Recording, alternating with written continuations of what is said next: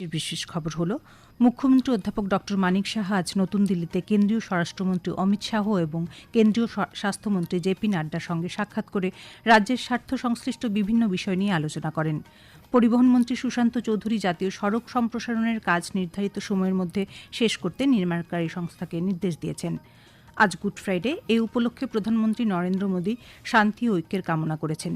আগামীকাল joint entrance main 2025 session 2 এর ফল প্রকাশিত হবে। এখন খবর বিস্তারিত। মুখ্যমন্ত্রী অধ্যাপক ডক্টর মানিক সাহা আজ নতুন দিল্লিতে কেন্দ্রীয় স্বরাষ্ট্রমন্ত্রী অমিত শাহ ও কেন্দ্রীয় স্বাস্থ্যমন্ত্রী জেপি নাড্ডার সঙ্গে সাক্ষাৎ করে রাজ্যের স্বার্থ সংশ্লিষ্ট বিভিন্ন বিষয় নিয়ে আলোচনা করেন। রাজ্যের আরও অগ্রগতির জন্য স্বরাষ্ট্রমন্ত্রীর মূল্যবান নির্দেশনা এবং সহায়তা কামনা করেন মুখ্যমন্ত্রী। কেন্দ্রীয় স্বাস্থ্যমন্ত্রীর সঙ্গে আলোচনাকালে মুখ্যমন্ত্রী রাজ্যে আধুনিক স্বাস্থ্য পরিকাঠামো গড়ে তোলার উপর গুরুত্ব আরোপ করেন। এই লক্ষ্যে কেন্দ্রের কাছ থেকে প্রয়োজনীয় আর্থিক ও প্রযুক্তিগত সহায়তার আবেদন জানান তিনি। মুখ্যমন্ত্রী রাজ্যের স্বাস্থ্য পরিকাঠামো ও সুপার স্পেশালিটি পরিষেবার আরও উন্নয়নের বিষয়েও কেন্দ্রীয় স্বাস্থ্যমন্ত্রী জেপি নাড্ডার সঙ্গে বিস্তারিত আলোচনা করেন। মুখ্যমন্ত্রী আজ নতুন দিল্লিতে বিজেপির সর্বভারতীয় সাধারণ সম্পাদক BL সন্তোষের সঙ্গেও সাক্ষাৎ করেন। আজ বিশ্ব ঐতিহ্য দিবস। প্রাকৃতিক বিপর্যয় ও সংঘাতের আবহে বিপন্ন ঐতিহ্য, এই ভাবনায় এবছর এই দিনটি উদযাপিত হচ্ছে। ভারতে বিশ্ব ঐতিহ্য তালিকায় 43টি স্থান অন্তর্ভুক্ত রয়েছে। এছাড়াও ইউনেস্কোর স্বীকৃতি পেয়েছে আরও 62টি জায়গা। 1983 সালে ভারত বিশ্বব্যাপী এই ঐতিহ্য সংরক্ষণে সামিল হয়।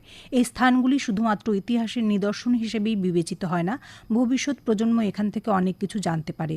ভারতের প্রত্নতাত্ত্বিক সর্বেক্ষণ তাদের অধীনে থাকা স্মারকগুলিকে আজ বিনামূল্যে প্রবেশের সুযোগ দিচ্ছে। ইউনেস্কোর মেমোরি অব দ্য ওয়ার্ল্ড রেজিস্টারে অন্তর্ভুক্ত হয়েছে শ্রীমদ্ভাগবদ্গীতা এবং নাট্যশাস্ত্র। কেন্দ্রীয় মন্ত্রী গজেন্দ্র সিং শেখাওয়াত আজ এ খবর জানান।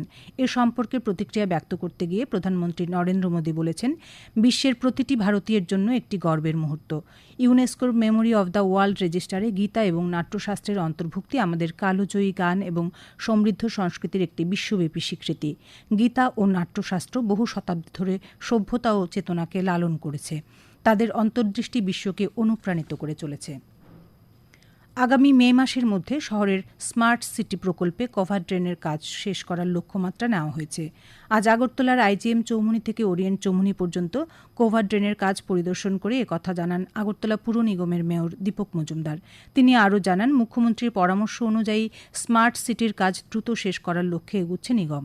বিশেষ করে বর্ষার সময় বৃষ্টির জল যেন শহরে জমতে না পারে, সেই লক্ষ্যে দ্রুত কাজ চালানো হচ্ছে। পরিবহন মন্ত্রী সুশান্ত চৌধুরী জাতীয় সড়ক সম্প্রসারণের কাজ নির্ধারিত সময়ের মধ্যে শেষ করতে নির্মাণকারী সংস্থাকে নির্দেশ দিয়েছেন। জিরানিয়া মহকুমা শাসকের কার্যালয়ে আজ এক বৈঠকে তিনি এই নির্দেশ দেন। তিনি বলেন, 8 নং আসাম আগরতলা জাতীয় সড়ক সম্প্রসারণের কাজ রাজ্যের জন্য অত্যন্ত গুরুত্বপূর্ণ। এই প্রকল্প বাস্তবায়নের জন্য যেসব সমস্যা রয়েছে সেগুলি অগ্রাধিকারের ভিত্তিতে চিহ্নিত করে নির্দিষ্ট সময়সীমার মধ্যে কাজ শেষ করতে হবে। বিশেষত চম্পকনগর থেকে খয়েরপুর পর্যন্ত অংশে আসাম আগরতলা জাতীয় সড়কের সম্প্রসারণের কাজ যাতে আরও দ্রুত গতিতে সম্পন্ন হয় তার জন্য নির্দেশ দেন তিনি। সভায় পরিবহন মন্ত্রী সড়ক নির্মাণকারী সংস্থাকে রাজ্য প্রশাসনের সঙ্গে সমন্বয় রেখে কাজ করতে ও কাজের গতি বাড়াতে পরামর্শ দেন। বৈঠকে পৌরোহিত্য করেন জিরানিয়া পঞ্চায়েত সমিতির চেয়ারম্যান প্রীতম দেবনাথ। কেন্দ্রীয় তথ্য ও প্রযুক্তিমন্ত্রী অশ্বিনী বৈষ্ণব বলেছেন, গত 10 বছরে ভারতে বৈদ্যুতিন সামগ্রী উৎপাদন 5 গুণ বেড়েছে। আজ গুরগাঁওয়ের মেনেসারে সাংবাদিকদের সাথে কথা বলার সময় শ্রী বৈষ্ণব বলেন, মেক ইন ইন্ডিয়া এই উদ্যোগের জন্যই বৈদ্যুতিন সামগ্রী উৎপাদন অনেক বৃদ্ধি হয়েছে। তিনি বলেন, গত 10 বছরে বৈদ্যুতিন সামগ্রীর রফতানিও 6 গুণ বৃদ্ধি পেয়েছে। রপ্তানি মূল্য 3,25,000 কোটি টাকার বেশি। দেশে বৈদ্যুতিন সামগ্রী নির্মাণ শিল্পে গত 10 বছরে 25 লক্ষ লোকের কর্মসংস্থান হয়েছে। শ্রী বৈষ্ণব বলেন, প্রধানমন্ত্রী নরেন্দ্র মোদী সম্প্রতি বৈদ্যুতিন সামগ্রী নির্মাণের একটি প্রকল্প অনুমোদন করেছেন। এই প্রকল্পটি বাস্তবায়ন হলে কর্মসংস্থানের সুযোগ আরও বাড়বে। बहुत सारे कंपोनेंट्स भी भारत में बनने लगेंगे that will significantly deepen the value chain और आज दुनिया में भारत को क्वालिटी के लिए और trusted product manufacturer, trusted designer के हिसाब से जाना जाता है। बाकी कई देशों से जो हमारी सबसे बड़ा डिफरेंशिएटर रहेगा वो 2 डिफरेंशिएटर रहेंगे। एक तो IP राइट्स को रिस्पेक्ट करते हैं हम लोग, दूसरा हमारे यहाँ टैलेंट है जो कि डिजाइन कैपेबिलिटीज में बहुत अपने टैलेंट को हम यूज कर पाएंगे। 164তম রবীন্দ্র জন্মজয়ন্তী উপলক্ষে আগরতলায় ত্রিপুরা রবীন্দ্র পরিষদের উদ্যোগে নিখিল ত্রিপুরা সাধারণ সাংস্কৃতিক প্রতিযোগিতা আগামীকাল থেকে শুরু হচ্ছে। প্রতিটি প্রতিযোগিতায় ত্রিপুরা রবীন্দ্র পরিষদের দক্ষিণী গৃহে অনুষ্ঠিত হবে। পরিষদের সাধারণ সম্পাদক ড নারায়ণ ভট্টাচার্য এই খবর জানিয়েছেন। আপনারা এই খবর শুনছেন আকাশবাণী আগরতলা কেন্দ্র থেকে। আকাশবাণীর সংবাদের আপডেট পেতে আকাশবাণী আগরতলার আজ গুড ফ্রাইডে। এই দিনে প্রভু যিশুকে ক্রুশবিদ্ধ করা হয়। খ্রিস্টান ধর্মাবলম্বীদের মতে একাধারে এটি দুঃখের এবং পবিত্র দিন। আগরতলার মরিয়মনগরে এবং বিভিন্ন গির্জায় ধর্মীয় ভাবাবেগের মধ্য দিয়ে দিনটি যথাযোগ্য মর্যাদায় পালন করা হচ্ছে। এ নিয়ে আমাদের একটি প্রতিবেদন।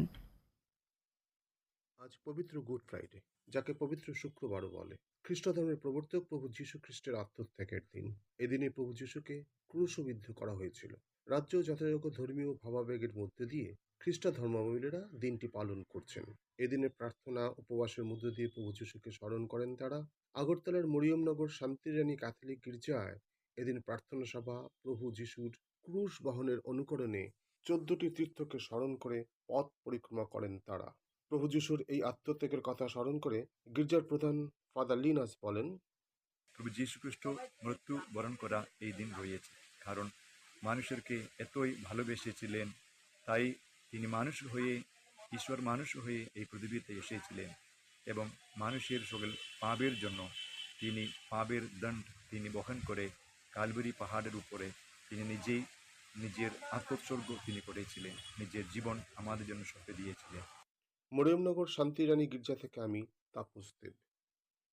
প্রধানমন্ত্রী নরেন্দ্র মোদী আজ গুড ফ্রাইডে উপলক্ষে শান্তি ও ঐক্যের কামনা করেছেন।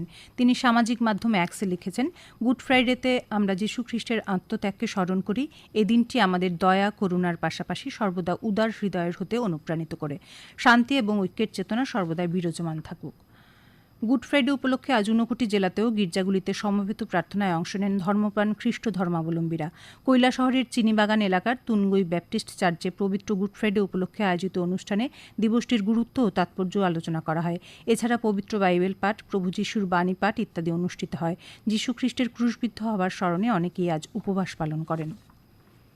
কেন্দ্রীয় তথ্য ও সম্প্রচার প্রতিমন্ত্রী এল মুরুগান আজ মুম্বাইতে জিউ ওয়ার্ল্ড কনভেনশন সেন্টারে world audio visual entertainment summit 2025-এর জন্য একটি পর্যালোচনা সভায় সভাপতিত্ব করেন। ভারত সরকার এবং মহারাষ্ট্র সরকারের ইভেন্টের নোডাল অফিসাররা পর্যালোচনা সভায় অংশগ্রহণ করেন। বৈঠকে ওয়েবসের 4টি স্তম্ভের অধীনে বিভিন্ন কার্যক্রমের অগ্রগতি নিয়ে আলোচনা করা হয়। WAVES bazaar, WaveX, Bharat pavilion, create in India challenges এবং অন্যান্য বিভিন্ন উদ্যোগের অধীনে গৃহীত বিভিন্ন ভার্টিক্যালের নোডাল অফিসাররা প্রকল্পগুলির প্রস্তুতির অগ্রগতি সম্পর্কে মন্ত্রীকে অবহিত করেন। আগামীকাল জয়েন্ট এন্ট্রান্স মেইন 2025 সেশন 2 এর ফল প্রকাশিত হবে।